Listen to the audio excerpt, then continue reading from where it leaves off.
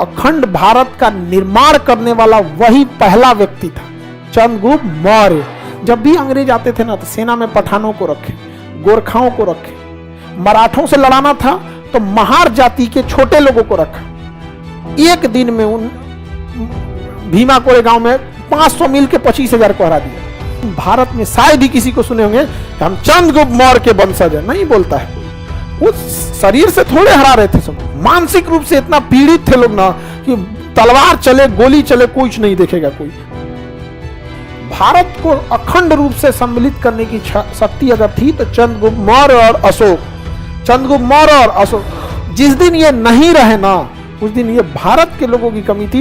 एक छोटे से राजस्थान जैसे राज्य में 5 गो राजा हो गए लोग, और वही अगर चंद्रगुप्त मौर्य रहता तो कहता कि राजा बन गए। सब कहा होगा हमारे यहाँ, समझ में गया। लेकिन आप भारत में सुने किसी को कि चंद्रगुप्त मौर्य के नाम पे इतराते हुए? चंद्रगुप्त मौर्य नहीं। आप सुने होंगे महाप्रताप, पृथ्वीराज चौहान, भारत में इतराते सुने? चंद्रगुप्त मौर्य, अशोक के इतराते सुने हैं? भारत में जाति किस तरह से हावी है।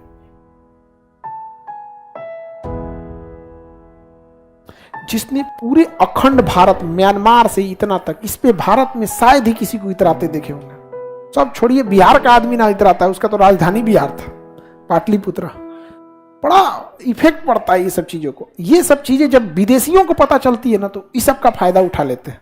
इसलिए जब भी अंग्रेज आते थे ना तो सेना में पठानों को रखे, गोरखाओं को रखे, मराठों से लड़ाना था तो महार जाति के छोटे लोगों को रखा।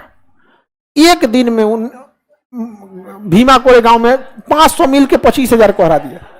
वो शरीर से थोड़े हरा रहे थे, सब मानसिक रूप से इतना पीड़ित थे लोग ना कि तलवार चले गोली चले कुछ नहीं देखेगा कोई। आप में लड़ने की शक्ति नहीं, लेकिन अगर आपके सामने कोई आपके माता पिता को मार देना तो फिर आप कह दीजिएगा तुम कितना बड़ा अधिकारी हो कि क्या हो, मार देगा आदमी। आप नहीं समझ में आया? देखेगा आदमी तुम कौन हो, हाँ? आदमी छोड़ देगा, मारेगा ऐसे कि उसके रिश्तेदार देखने आएंगे बहुत अच्छे आदमी थे।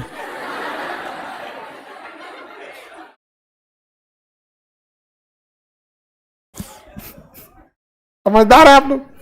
आगे बढ़े तो बड़ा मायने रखता है ये सब चीज का, शिक्षा, यूनिटी, पैसा।